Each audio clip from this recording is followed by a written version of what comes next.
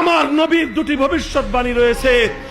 একটি ভবিষ্যৎবাণী হলো গজওয়াতুল হিন্দ হবে, হিন্দুস্তান জুড়ে একটা লড়াই হবে, গোটা ভারতবর্ষ জুড়ে এক লড়াই হবে, গোটা ভারতবর্ষ জুড়ে এক লড়াই হবে।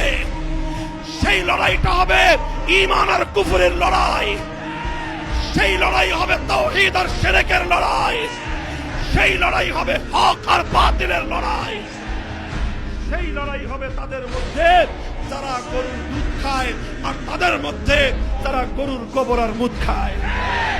হিন্দুস্তান জুড়ে হক আর বাতিলের লড়াই হবে। সেই লড়াইয়ে মুসলমান যারা অংশগ্রহণ করবে তারা হবে সর্বশ্রেষ্ঠ শহীদ। সেই লড়াইয়ে যারা শাহাদাত বরণ করবে তারা হবে সর্বশ্রেষ্ঠ শহীদ।